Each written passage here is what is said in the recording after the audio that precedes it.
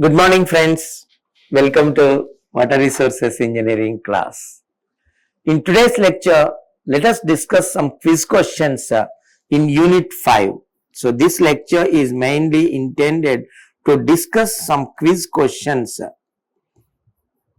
in Unit 5. What Unit 5 consists of? Canal systems. What these canal systems consists of? Basically, classification of canals, right? Canal losses, right? Design of canals through alluvial soil, Kennedy's theory, Lacey's theory, right?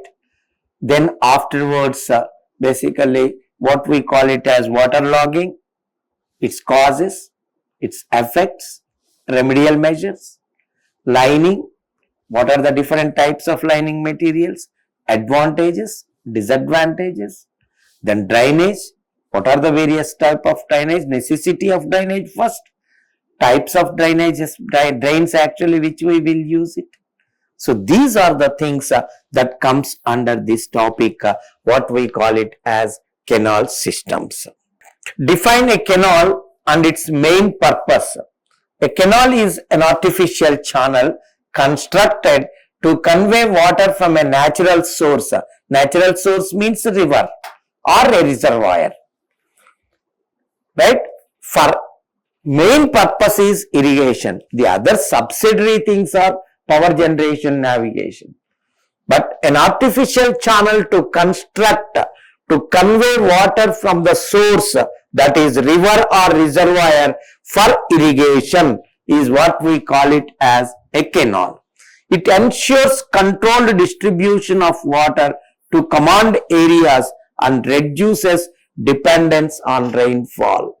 Otherwise, because monsoon is only available for 4 months, the rest of 8 months, from where we get the water for raising the crops, it is only irrigation. What do you mean by irrigation? Artificial supply of water to the crops is what we call it as irrigation. And the main way of supplying water to the crops is through the canal. So canal is an artificial channel constructed to convey water from the natural source such as river or reservoir for irrigation. List the components of canal system. Any canal system consists of, for example, a main canal. From the river it comes actually. It divides into branch canals actually, and the branch canal again make into distributaries actually, and again the distributary canal again have so many minor canals, and finally the water courses actually. So this is the total system. So starting from a main canal, branch canal to distributaries, distributaries to minor canal, and minor canal to the water course actually. Control and cross drainage works such as regulators, canal falls, aqueducts, all and outlets are required on these canals to maintain uniform flow and water regulation. In order to regulate the water basically flowing through the canal, we require so many structures on the canals, such as basically that may be a canal regulator, a canal fall may be required, a cross drainage work like an aqueduct may be required, or a canal outlet which finally takes water into the farmer's field. That is, these are the structures which are required. Explain the factors governing the canal alignment. The alignment depends on the topography. The alignment depends on the command area, and the alignment depends on the location of the headworks. It depends on the soil type and the drainage pattern. The alignment of any canal basically depends on topography number 1, command area number 2, location of the headwork number 3, and soil type number 4, and drainage network or pattern is number 5.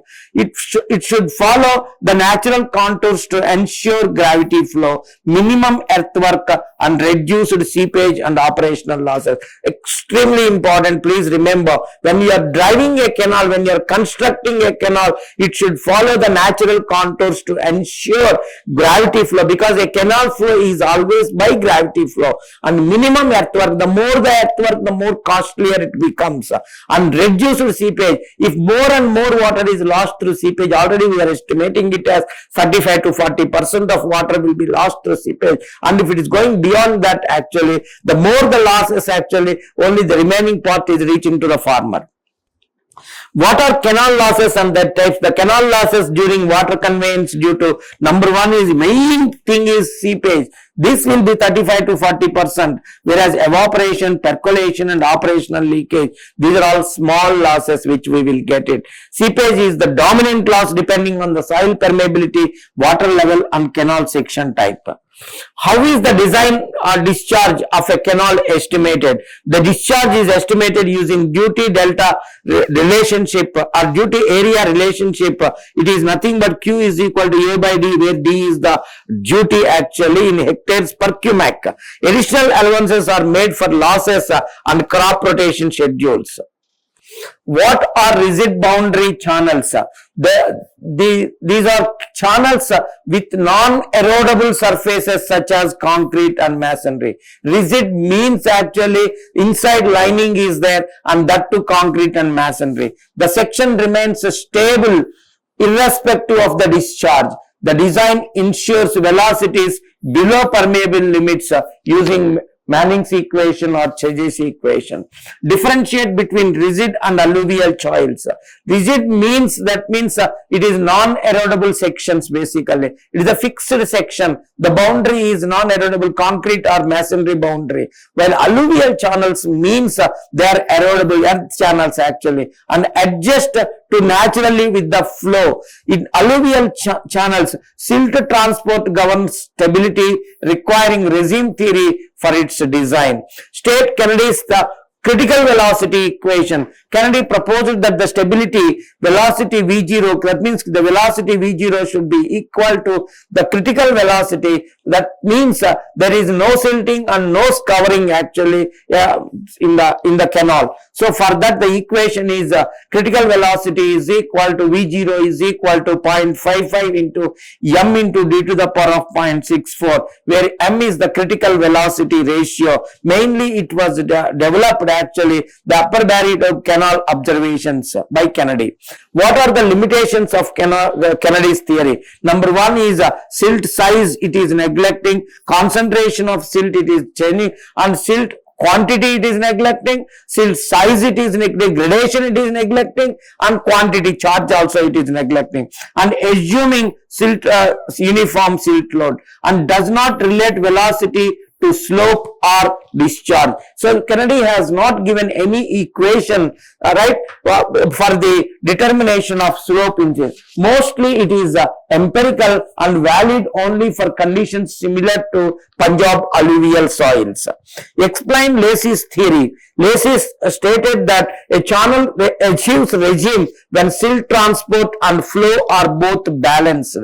Here he derived 4 equations for the design of a channel, starting from an equation for discharge linking with silt factor. He brought in this silt factor which depends on the particle size, velocity, hydraulic radius and slope.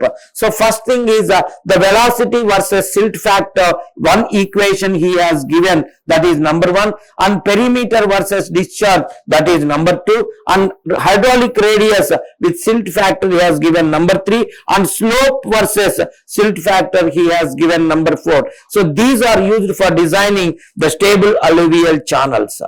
What is a regime channel? A regime channel maintains constant shape, slope and dimensions for a given discharge and silt load. Silting and scouring are in equilibrium and no external control is needed to stabilize it.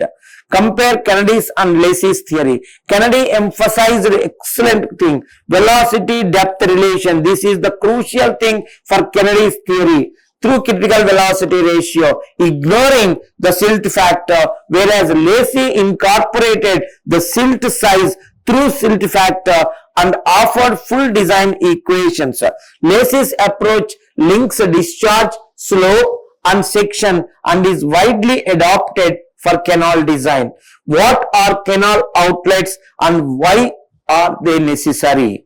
Canal outlets connects distributary channels and field channels. Distributary channels are from the canals actually. Field channels are in the farmer's field. To supply water from the distributaries to the field channels or water courses, the canal outlets are necessary. Why canal outlets are necessary? To control water flow to the farmers, to the fields, ensure equitable distribution and maintain flexibility during varying supply conditions, minimizing tampering and conveyance losses. This is very, very important as far as an outlet, good characteristics of an outlet is concerned. Classify canal outlets based on flexibility. Based on flexibility, canal outlets can be classified as non-modular outlets, semi-modular outlets and modular outlets. In the case of non-modular outlets, the discharge depends on both the heads, both in the distributary channel and the field channel. In the semi-modular outlet, it depends on part only one head actually, that is the head in the distributary channel, and is independent of the head in the field channel. Modular means the discharge remains constant irrespective of the head changes, either it is in the distributary channel or in the field channel. Define flexibility and proportionality of an outlet. The flexibility is nothing but rate of change in discharge of an outlet to the rate of change of discharge of the distributary channel. One is rate of change of discharge in the an outlet, that means in the field course, to the rate of change of discharge in the distributary channel. That is the first thing. And what is the proportionality means actually? A proportional outlet is the one on which the flexibility is 1 actually. What is waterlogging and what causes it? Waterlogging occurs when soil pores are saturated, raising the water table near to the root zone. Causes include over-irrigation, canal seepage, inadequate drainage, impermeable soil layers, high groundwater table, and restricting downward percolation. State the effects of waterlogging. It reduces soil aeration, it retards the plant growth, it promotes salinity and alkalinity, and decreases finally the crop yield. It also fosters pest breeding and deteriorates soil health and physical structure. The soil fertility is lost, soil health is lost, and at the same time naturally it reduces the crop yield. Suggest remedial measures for waterlogging. Provide efficient surface or subsurface drainage, canal lining and tube wells to lower the water table. That means pumping of groundwater to lower the water table. Regulate irrigation intensity. Adopt crop rotation and encourage conjunctive use of surface and groundwater. List the types and advantages of canal lining. Concrete, basically types are concrete lining, brick lining, stone masonry lining, bituminous lining, asphalt lining and plastic films linings, geomembranes. Reduce seepage, prevent waterlogging, improves flow velocity, reduce maintenance. Concrete lining ensures durability and hydraulic efficiency. Why is drainage of irrigated lands necessary and what are its methods? Drainage prevents salinity, important thing actually, and maintains root aeration by removing excess water. Methods: surface drainage by open ditches or subsurface drainage by perforated pipe drains or tile drains. Proper design ensures sustainable crop production. And there are 3 problems in this unit 5. The number 1 is Kennedy's theory, two sets of problems, and Lacey's theory, 1 set of problems. So first you need to understand, first Kennedy's theory, you want to solve a problem. For example, this is first thing which we will take it. This is Kennedy's theory, you want to solve a problem. You should know the equation for critical velocity, that is 0.55 into m into d to the power of 0.64. M will be given to you. Its value is around 1 actually. It may be 1, 1.01, 1.00011 like that it will be. So that is the thing. Then again, most important thing as far as because the entire Kennedy's theory depends on the velocity depth relationship only. So the second second equation which you should be very thorough is the velocity equation using Cutter's equation, because Kennedy has used the Cutter's equation. That Cutter's equation, V is equal to C root RS, where Cutter's C is equal to C is the Chezy's coefficient, C is equal to 23 plus 1 by n plus 0.00155 by s plus 1 by 23 plus 0.00155 by s into n by root r, where n is the Cutter's n value and r is the hydraulic radius, s is the bed slope of the channel. So these two equations first you need to remember. Once you remember these equations, there are two problems that you can expect in Kennedy's theory. Number one is the given Q, N, M and S. In both the methods, first one discharge, because any canal design is possible only if discharge is given. First, because to carry how much discharge you need to design a channel. So Q should be given, N is roughness coefficient should be given, and M is critical velocity. So for Kennedy's theory, these three first, and then the last parameter changes. Sometimes they may give S value, slope value. Sometimes they give B by D ratio. Out of these, any question can be given to you. So kindly prepare these two problems thoroughly. Number one, first thing what you need to do in Kennedy's theory, when Q, N, M and S are given, first thing is assume a trial value for D. For assuming a trial value for D, you must have solved different problems first. For various discharges, naturally, what should be the depth approximately, that you need to have an idea actually. Without that idea, just like that, you cannot assume the D value. So that is, assume a trial value for depth D. That is most important, because it's a trial and error method. Kennedy's method is a trial and error method. Then once you D is known, you calculate what is critical velocity. Once velocity is calculated, calculate area. Once area is calculated, already you have assumed D value, find the bed width actually. So for finding this, you need to have the section. Naturally, any canal section is a trapezoidal section. They may give or they may not give. You can assume a trapezoidal section always, such that actually whether the slopes, normally we can assume that it is Z horizontal to 1 vertical, where Z is equal to 0.5. If nothing is given, take this assumption. But in this, I have given, even if it is Z is equal to 1 also I have shown to you, or Z is equal to 0.5 also I have shown. So Z is equal to 0.5, you take it first. If unless somebody want to really penetrate, but general thing is Z is equal to 0.5. If Z is equal to 0.5, what is A is equal to BD plus D square by 2, and P is equal to B plus D root 5. These two you should know it. So apart from these two equations, top equations, next one is you should draw the trapezoidal channel, put Z is to 1. If nothing is given, Z is 0.5, and then based on that, A is equal to BD plus D square by 2 and P is equal to B plus D root 5. These two you take it. Then R is equal to A by P, you can put it, because already you know B and D, you find out R. Once R is obtained, then actually you can use the Cutter's equation. The fundamental thing is R is known to you and S is basically given in the problem. R and S are given. So C is equal to, you can use this equation and find out, and then find out what is V. Now you got one value for V. Already you have assumed something for V, something for D actually. So based on this velocity and V0 and the velocity you got by Cutter's equation, both should be same. If both are same, your depth value, whatever you have assumed, is correct. If both are not same, the depth value is wrong. Again, you need to assume another depth based on the values of V actually.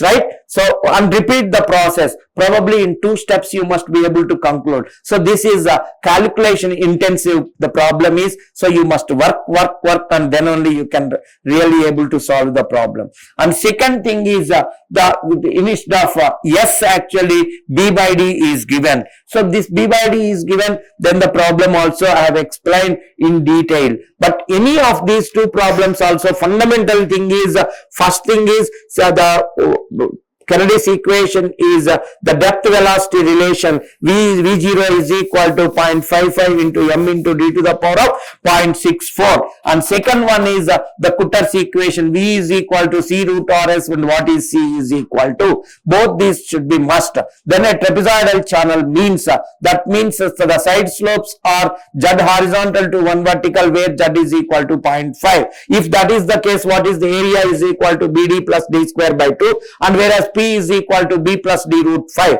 These two, if these four you know it, solving is very simple, these problems actually, both the cases. Coming to Lacey's thing is equations are all given actually. There are 5 equations and you require only the first 4 equations for solving any problem actually. Fifth one is only to verify, otherwise fifth one normally we don't use it. The first 4 equations we will use it. The first 4 equations are, because in the Lacey's theory, what the problems depends on only 2 things. Any problem that is given in Lacey's theory is Q is given, F is given. That's all. And this is more reliable in the sense that there is no trial and error method in this case. Directly use the equation and get the solution. That's a straight thing. So Q, F are given to you in any problem and you need to find out what is the channel section and velocity in the channel. So first thing is V is equal to QF square by 140 whole to the power of 1 by 6. Q known, F known. Can't you calculate V? Once that is found out, actually some of the times they may not give F also. Instead of F they give the diameter of the particle. So in such a case 1.76 root m you can put it and then basically find out that. Then next one is what is the velocity, the perimeter versus discharge. P is equal to 4.75 root q. So P can be found out. When P is found out, then R can be found out actually 2.5 into V square by F, or most commonly people will write it as 5 by 2 V square by F. So 5 by 2 V square by F is equal to R, that is one. And final equation, very important equation, is slope is equal to F to the power of 5 by 3 divided by 3340 into Q to the power of 1 by 6. So these 4 equations, if you are thorough, you can solve any problem in Lacey's theory quickly. The methodology actually for Lacey's theory, first one is silt factor. If it is not given based on the diameter, you can calculate, or mostly they will be giving it. The second one is compute velocity. V is equal to QF square by 140 whole to the power of 1 by 6. Next one is determine area is equal to discharge by velocity. Perimeter is equal to 4.75 root Q. The moment P is known, A is known. A and P are known. And already I mentioned the trapezoidal section is, if you take it, the basically B and this is basically D, and the side slopes are Z is to 1 and Z is equal to 0.5. So naturally A is equal to BD plus D square by 2 and P is equal to B plus D root 5. Then basically using these 2 equations, you can find out B and D, and R is equal to, you can find out A by P also, and then R is equal to 5 by 2 V square by F. Both the equations you can see and compare the R values also, it should be nearer to each other. Then actually finally S is equal to F to the power of 5 by 3 divided by 3340 into Q to the power of 1 by 6. Use the equation and find the slope. That completes the Lacey's theory actually. Thank you so much. Vishnu Audio Visual Center, like and share and subscribe and click bell icon.